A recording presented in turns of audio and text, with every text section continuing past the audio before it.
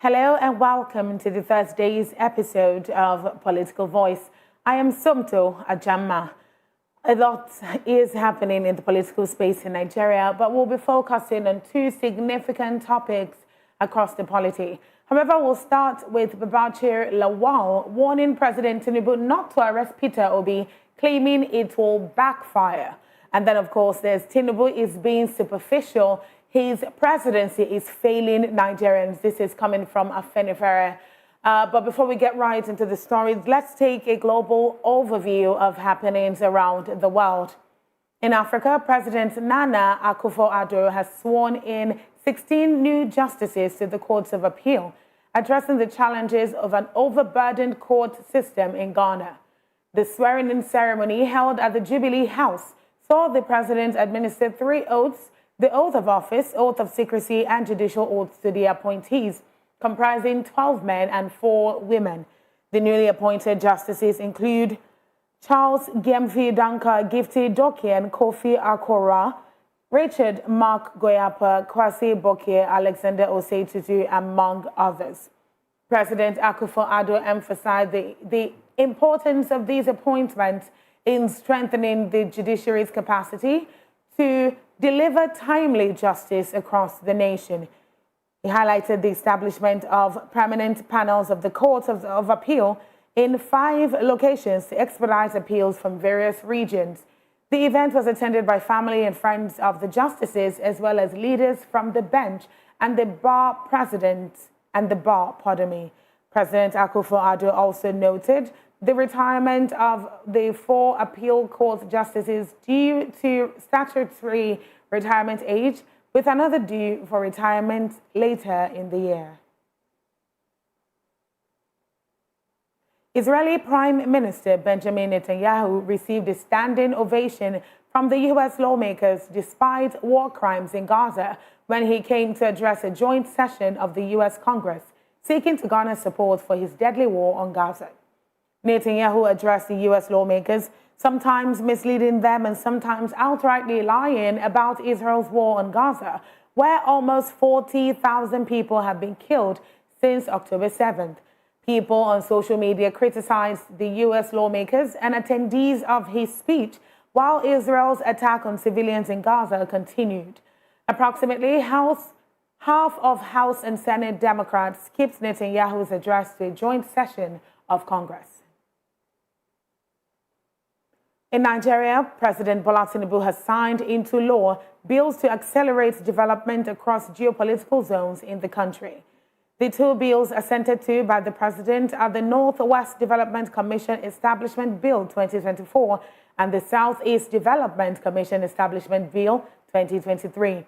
The Northwest Development Commission is set up to facilitate the reconstruction of roads, houses, and business premises destroyed by a multi-dimensional crisis, as well as tackle poverty, literacy level, ecological problems, and any other related environmental or development challenges in Northwest states.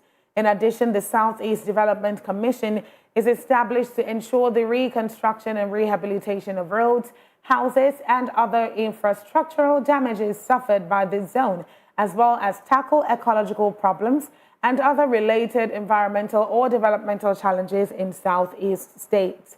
According to the statement issued by the presidential spokesman, Chief Ajuri Ngalale said the President Tinubu believes in building the nation on the fulcrum of fairness, equity, and unity. Hence, he is committed to ensuring equitable development, inclusive governance, and the provision of qualitative service to all Nigerians, no matter where they reside, while knitting even more tightly the national fabric. We will now go on a short break, and when we return, we will delve fully into today's focus.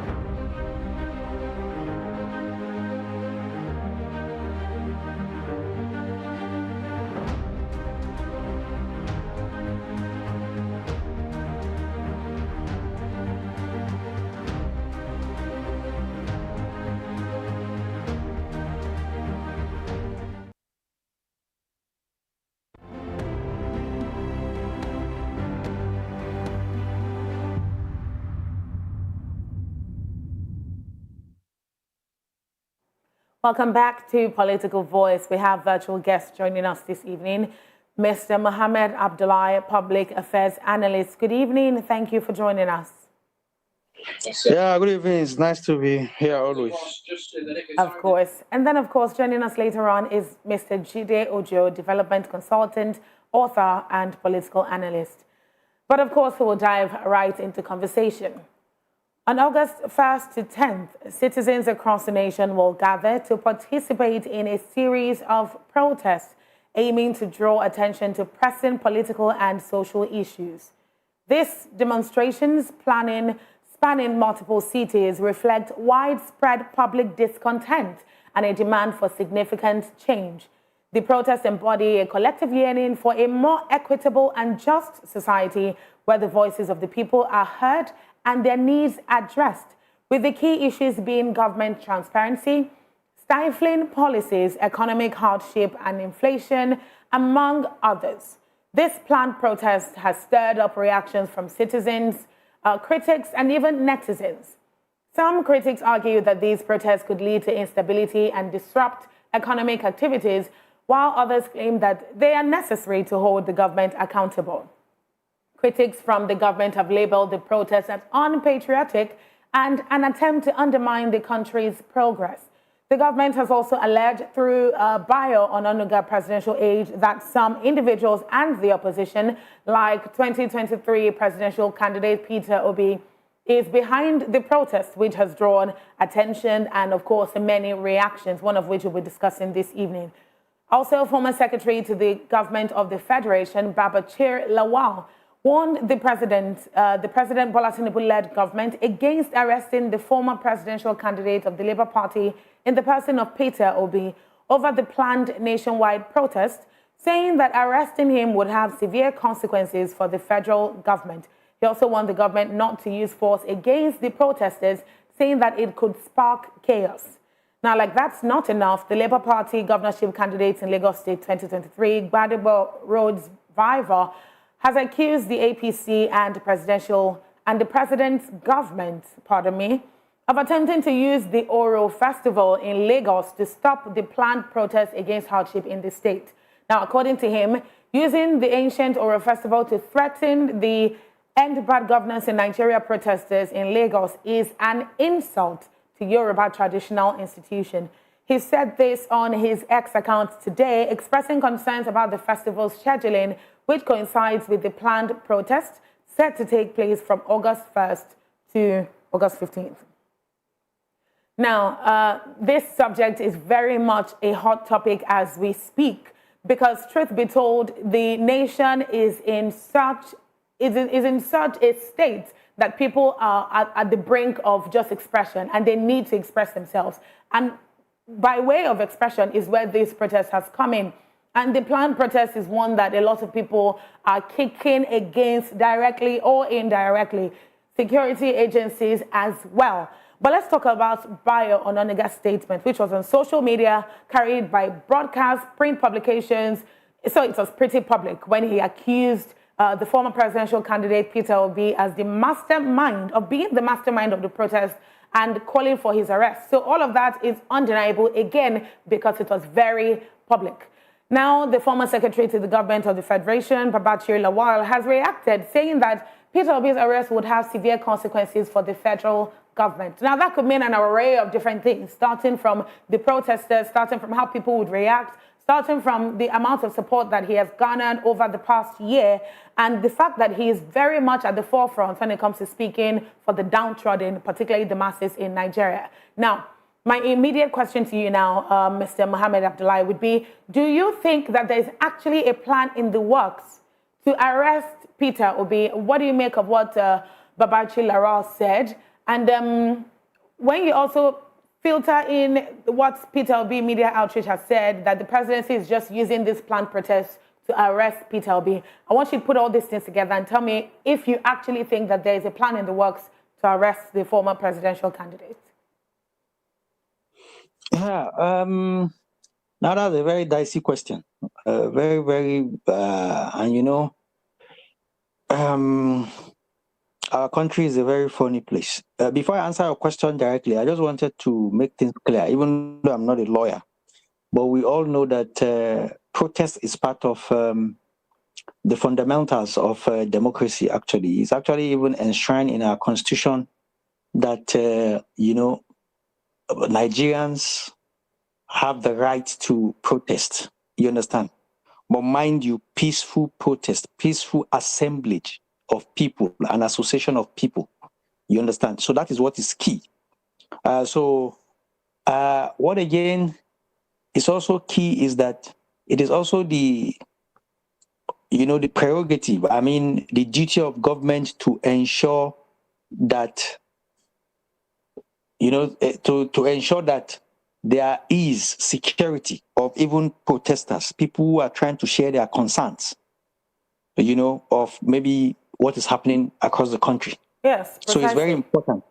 Yes, but to answer your question directly, it's I don't think the administration will want to toe the path of arresting the former presidential candidate of Labour Party or Mr. Peter Obi. I wouldn't want to believe so, because that might not augur well for the country.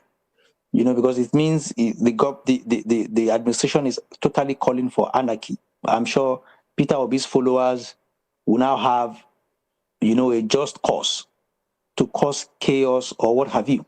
So I don't think it's a good cause, because there is no evidence whatsoever linking Peter Obi or, any other candidate as per, the leadership of the protest. What we've seen online and everywhere is that the protest has no leadership. It's just like an organic, a kind of organic movement of people who share their concerns and want things to be better in Nigeria. So there is no, and even if, mark my word, please, and my phrase, even if Peter Obi and other opponents of, opposition parties want to lead the protest, it is still within their right.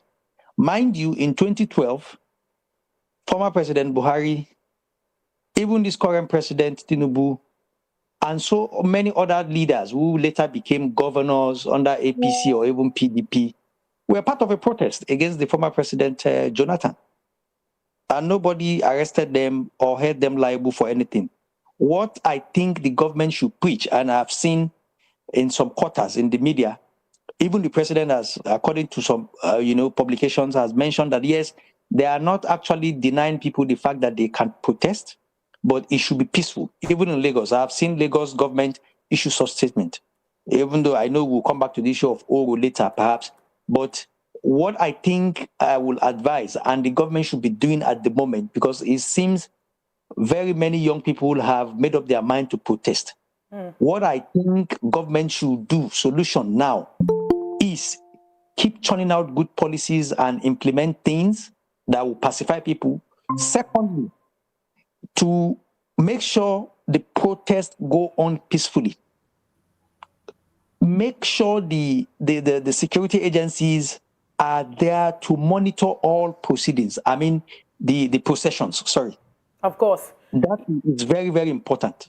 Most definitely. Thank you very much for saying that, because you made a very important point earlier about you don't think that they would arrest the former presidential candidate, Peter Obi. And even if he or anybody or the obedience movement were behind this protest, legally there's nothing wrong with that. And you mentioned the reference to the current president and other people that protested against Goodluck Jonathan at the time. I was literally going to ask you that about what if he's really behind it? Would that necessarily be a crime? Would that be something so grievous that that he would deserve to be arrested over? But then you just answered that question.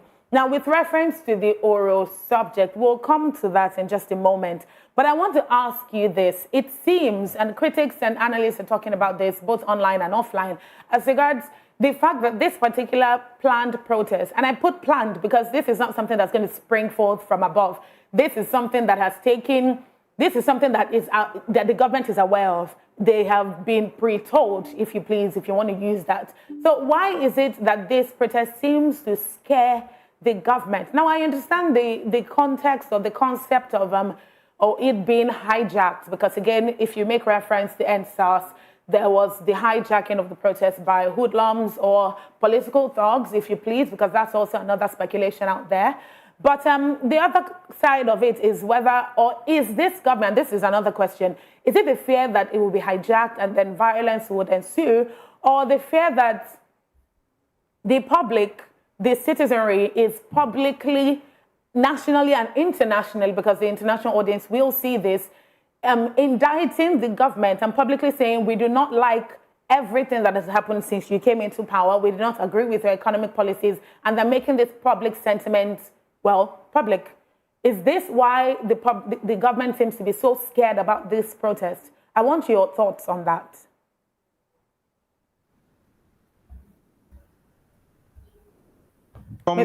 Sorry, hello. Can you hear me? Yes, please. I think the challenges from experience, I mean, from precedents, many of our protests have gone haywire. You understand? And it's simple. Why? Is because, like I mentioned earlier, there's been challenges of insecurity.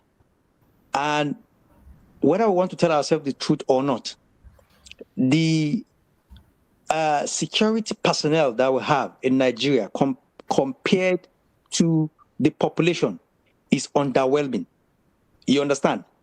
So when you have large protests, perhaps across the country, it's Herculean job for the security personnel to keep it peaceful. And in fact, you also have hijackers, people of bad intention who will use such opportunity to either loot and destroy public facilities and so on and so forth. So I want to believe this is the angle from which the government is scared.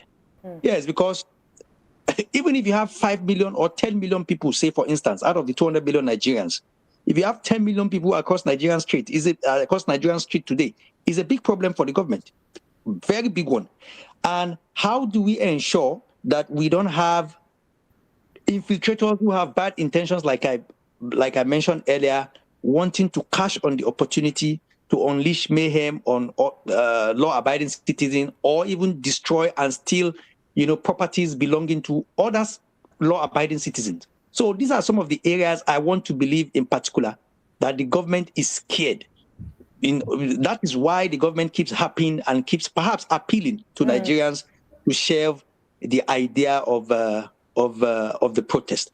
But like we mentioned earlier, Nigerians have their right, but it's also important that we understand that this is our country. We don't want to burn down this country. Of course. It will compound to the problems that we're actually complaining of. You understand?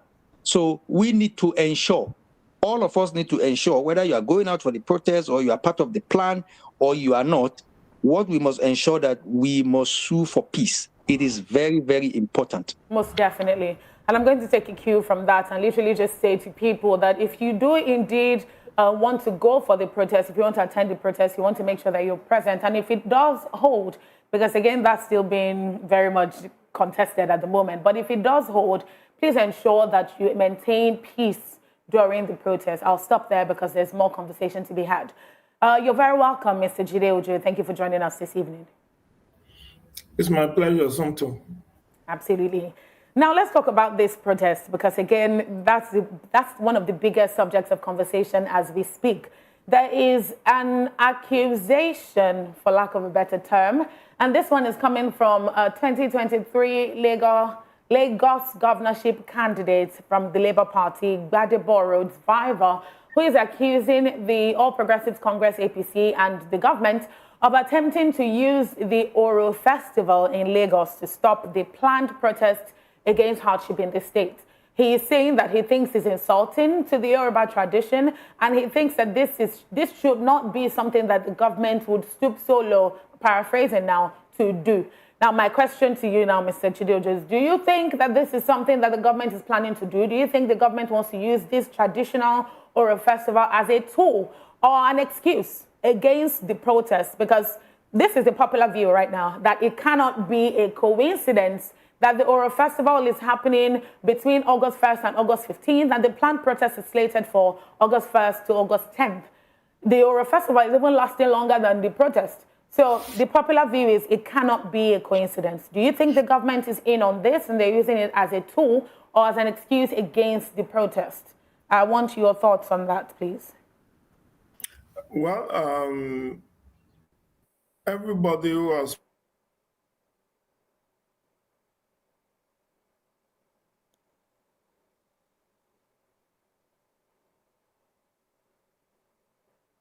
Mr. Chideoja, are you there? on this issue is what we must understand is that according to Section 14, subsection 2B of the Constitution of the Federal Republic of Nigeria, security and welfare of citizens are the primary purpose of government. And no government wants to see its community or its states or its country in ashes. The recent Kenya protest serves as a wake-up call. When people protest, first you must know that is a mob. A mob is more often than not uncontrollable. And what they can do is unpredictable. And I'm really wondering, why is it Gbadebo Revival that is coming out to talk? Is it because he belongs to the Labour Party? Because when you look back at what happened during the NSAS protest of 2020, it took the grace of God for someone like me not to be roasted in Enugu. I was there in official capacity, and for days we could not fly out of Enugu because of the protest. Public infrastructures were touched.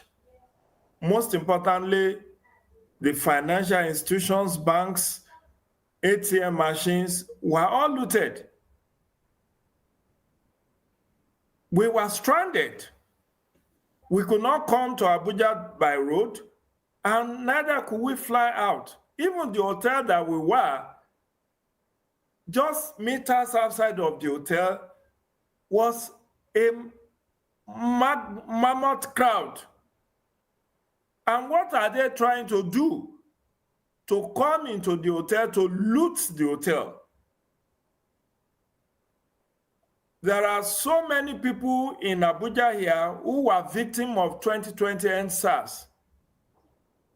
There were automats where they sell cars in Abuja here that unscrupulous people just went and set their vehicles ablaze. Is that part of the protest? You are protesting against the police. What brought setting up of a car mat into the equation? So I agree the Oro Festival may have been politically motivated, even though Lagos State government has come out to dissociate themselves that exactly. They were not involved in the plan or Oro or whatever. But we know how this thing works. In fact, news report has it that the president is meeting with all traditional rulers today, or has met with them today. Likewise, he has met with all the governors. The point is, to what ends and for what reasons do you want to protest? You said there is hardship. Agreed, there is hardship, and I will be the first to admit. But when there is hardship and you lose your brain, burn down public facilities, is that vicarious suffering? Is that how to improve your standard of living? Let's audit what happened in Lagos during the NSAS protest. Luxurious buses belonging to state government were burnt down. We saw police stations that were razed. Policemen were killed. I recall that I did an article in my column in The Punch where I articulated the casualty. Yes, innocent citizens also died. And that is the most painful part. Because when people protest, they are guarded. Their sense of reasoning sometimes does not work. And even the Kenyans now, the Kenyans who happens to have done the latest protest in Africa, their eyes have cleared and they are regretting their actions because it is even the poor people who were the worst victims. So, okay, the administration of Tinubu said, I'm looking into your grievances, there is hardship, but look at XYZ things I've been able to do in a very short period. It is unprecedented that you have the national minimum wage passed within 2 days. And that is to ameliorate the suffering of the workers.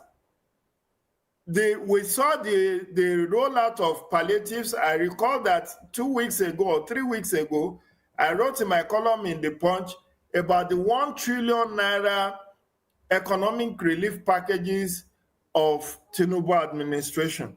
But Mr. Jideojo, I understand you, and of course, everything you've said is completely valid.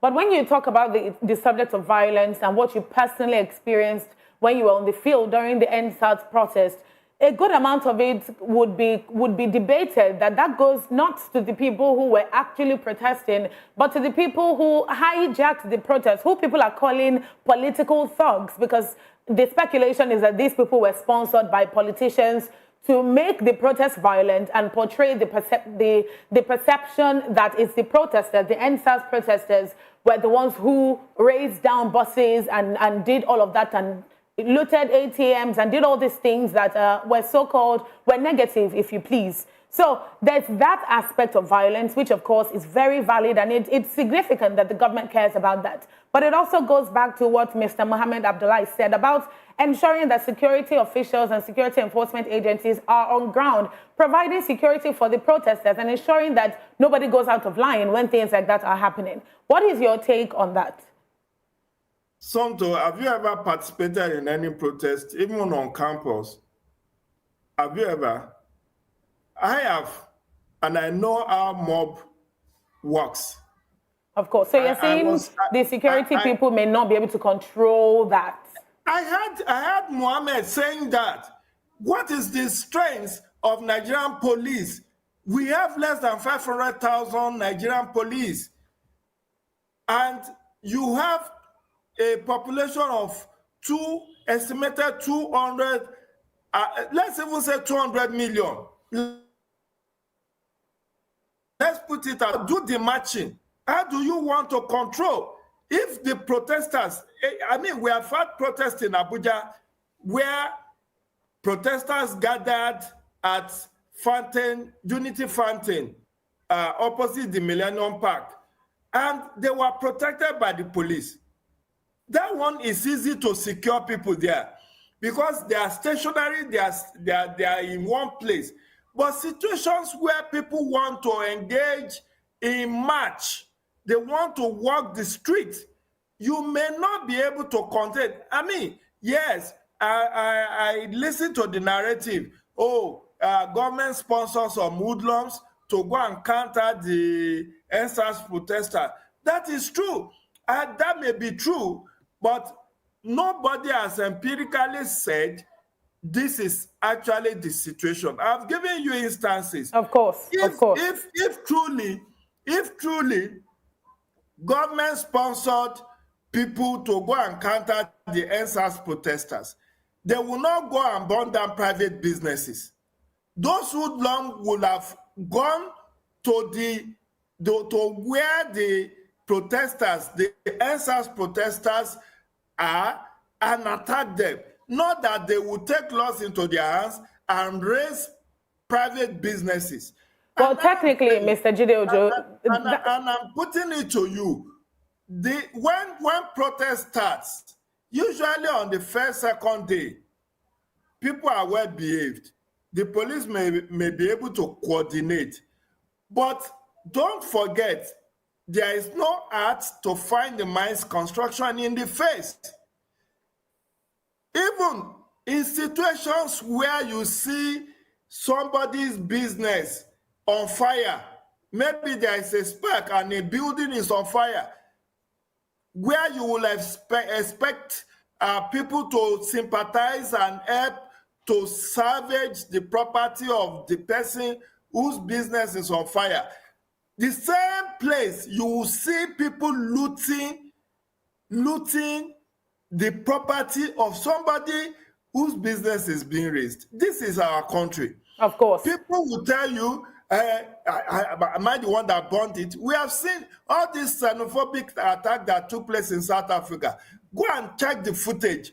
Xenophobic attack will be taking place in one place, then some hoodlums will gather, and the next thing, they are looting shops, they are doing.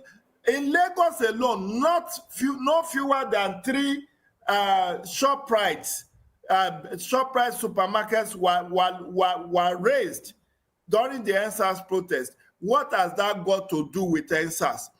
All right, Mr. Jideojo, thank you very much. That also happens. So that is the fear. That is the palpable fear government is having. If these people will gather in a place, okay, if it's allowed, let them all gather there. Let them be seated. Let the press go there to interview them. Let them express their grievances and grouses. That is fine. But and that's valid, Mr. Jideojo. Decide to go on streets. I understand you, but if we again, this is not in a bid to overflog this particular subject because again, time constraint. But if we remember the events of NSAS as well, when the police came in or when the police allegedly came in and there was the whole shootout happened, people were located in one place at that point in time when that happened. And talking about the subject where you said if they were sponsored by politicians, why were they not facing or why were they not against the protesters themselves rather than looting private individuals and raising businesses? How else would it look like the protesters were doing it if not that they were backing, if not that they were doing things against the people that they should be in support of, businesses, the government, bosses, all of that? How else would it look? So I'm saying all of this to say that the government does have a very valid point as regards why they are guarding or why they're trying to plan and appeal against the protests. But there's also the realities on ground and which people are allowed to express themselves as long as they do it peacefully. Now, Babachir Lawal, which is the entire point of this conversation, Babachir Lawal, when he said that Peter Obi should not be arrested and that will have severe consequences for the federal government, he also did say that using force against the protesters would not be a good idea. He warned against that. Now, given everything you've just talked about and the realities that are on ground, given historical context, using NSAS as a reference, do you foresee any force to be used against protesters? And do you foresee any potential political consequences for the government, for this current government, if force is used against the protesters and chaos ensues? Is that for me? Yes, that's for you. But I also want Mr. Mohammed Abdullahi to respond to this. So I'll take your thoughts very quickly. Me, I've granted several media interviews and I've said it will not be ideal for you to clamp people into detention, arrest masterminds. The approach of Mr. President is the best approach, appealing to the emotions, telling them what he's been able to do in a short possible time, and what he has for us in the horizon. I think that's the best approach. To go and start, I'm picking up the masterminds and the ROS of this protest would be counterproductive. I agree to that 100%. So it's just for government to be able to take preventive action. We have seen protests, even after the NSAS, we have had several NLC protests. And so far, so good, none has been violent like we had during the NSAS. It's just that while NSC and TUC will do their own for 1-2 days and go back to their workplaces, these people want to go do protests for 10 days. So what are you exactly, what is the point you want to make in those 10 days if actually you are not being politically sponsored? Why did you want to go over a week of protest? In other climes, government definitely cannot stand that keyboard. If you go back to the history of even NSAS for the first 3, 4, 5 days, it was peaceful. I mean, we were all watching it. Everything was peaceful. They were cleaning up after their march. There was a medical team catering to the needs of those who fainted and all of that. Yes. But when it became prolonged, that was when violence crept in. All right, thank you very much, Mr. Jide. I feel that this should not go beyond 1 to 2 days, if at all they want to insist on doing it, so that it does not appear like they are being sponsored by opposition parties. Thank you very much. Back to you, Mr. Mohammed Abdullahi. I want you to just tell me your thoughts on this, on the oral subject. Now, the Lagos government has come out to say that they are not responsible for any of this. They do not even know, they're not involved, let me put it that way, in using this as any kind of ploy or any, they're not involved basically. They've literally washed their hands off of this. And they've said government has nothing to do with traditional political beliefs and all of that. Now, my question to you is, do you think, again, that this is a tool that the government might be using to stop the planned protest, or at least to impede it in some way? Let me take your very short thoughts on that before we go to the next thing. This shouldn't be a subject of discussion at all, because there is no way. When you talk about Oro Festival, I am a Yoruba. I understand it's something that has to do perhaps maybe with, restriction of movement and so on and so forth. Of course. This in these modern times, you can't say people, except government is declaring a curfew in an entire place, state, or even a local government or a particular area. You can't stop people from moving or, getting together and so on. So I don't think this is an issue. And I'm sure that's why the state government have issued a categorical statement that this is not coming from the government. So it shouldn't hold at all. It shouldn't hold waters at all. That there is one particular or a certain Oro festival, and then that should scare people away. Come on, this is a cosmopolitan state, and we're in the 21st century. So this I don't think is an insignificant issue. So whether it's politically motivated or otherwise, it's not something that I think should affect. Whether association of people in any part of Nigeria, not only Lagos. Of course. Yeah. All right, thank you very much. Now, there's a follow-up question to that, not directly linked to this, but of course, still with the displeasure that people are experiencing with the performance and policies of the current administration. Now, the Pan-Yoruba sociocultural and political group called Afenifere have said that the president is failing Nigerians. Their publicity secretary, Justice Faloye, said that he faulted the way and manner that Tinubu removed the subsidy, and he accused the government, or the president himself actually, of being superficial and refusing to restructure the economy. Now, if we cast our minds back to how the subsidy was removed, or at least the announcement of subsidy being removed was made, it was very public, and of course there was a lot that happened around the time that it happened. The scarcity, or the feigned scarcity, there was a hiking of fuel pump prices, which has been rising from then till now, and there's a lot of situations that the increase in fuel pump prices, there's a lot of ripple effects that has had. Now, whether or not the government has indeed removed subsidy, and I say that because there are lots of conflicting positions on whether subsidy has really been removed. But he's talking about the fact that the government is being superficial and they should restructure the economy. I want to know what your take is on that. Do you think that the president or the government is being superficial? Because according to what Mr. Jide Ojo just said, the president is clearly announcing and appealing to the public that economic policies such as the palliatives he talked about, and of course the national minimum wage that has been finalized on, moves to restructure the economy and ease the plight of Nigerians. Would you still refer to this as superficial? What are your thoughts on that? And Mr. Mohammed Abdullahi, before I take Mr. Ojo's final thoughts.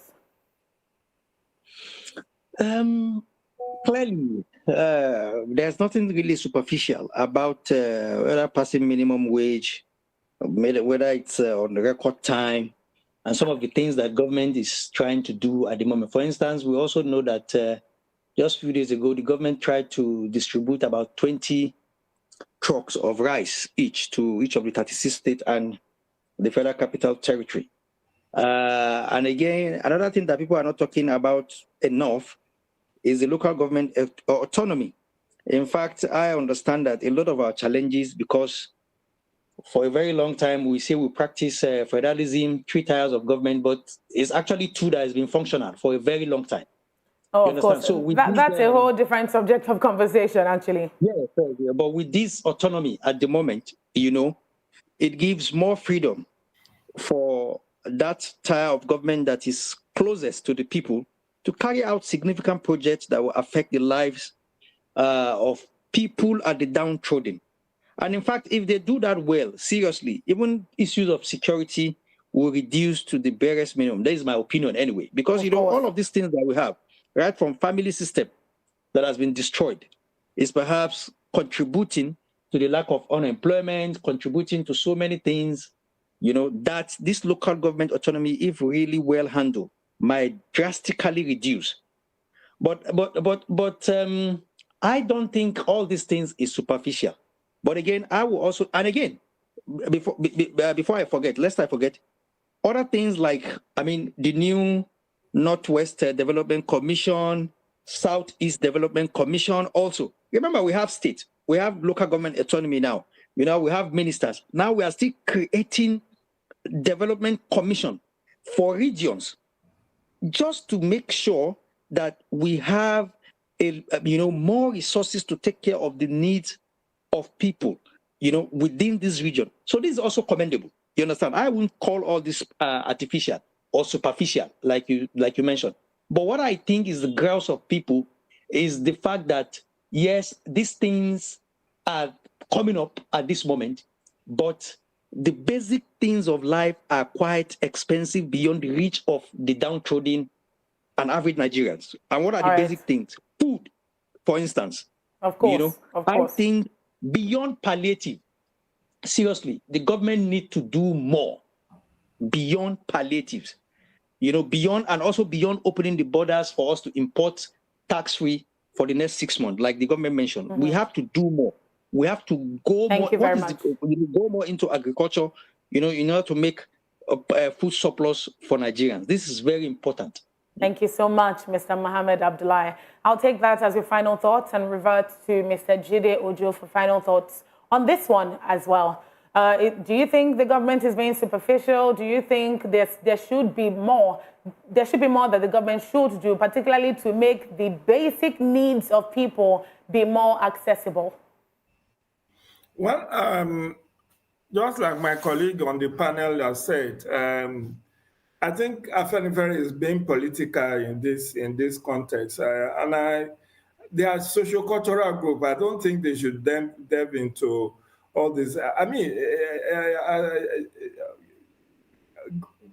Yes, many of us criticize Tinubu for wasteful expenditure, for lack of prudence, for having a bloated cabinet, for creating ministries when it should be running smart government. Yes, but he's trying to do a lot to ameliorate the suffering of the ordinary citizen. I do not work for government. I'm not a government contractor. I am not a civil servant, so people should not think, oh, he's saying this because he's a beneficiary. I've not done business with any government, whether it's federal or subnational. But as a patriotic Nigerian, when a government is doing well, we should appreciate that government. the people of Southeast are lauding him for the creation of Southeast Development Commission. That was the first thing I discussed on Silverbird TV earlier today. And of course, you have also seen, like my colleague mentioned, the issue of local government autonomy. Even from last year, he has declared a state of emergency of food insecurity, and a number of initiatives, even the 1 trillion naira economic relief package. Will you say all of that is superficial? I believe that Afenifere, in order not to be seen to be political, should first appreciate all those things that the government or the Tinubu administration has done well. And then they can say, in order to improve, these are areas that we think you can do better. All those who are getting, 3 million Nigerians are scheduled to get 50,000 for 3 months in the latest round of palliatives. I'm not sure you will find my name on that list of beneficiaries. There are multi-billion naira incentives being given to nano, small, micro, and medium enterprises, including... apologies for the interruption, Mr. Jideojo. We're out of time, so I will need you to round off your thoughts. So I'm saying Afenifere should have balanced their thoughts, rather than saying that Tinubu administration is superficial.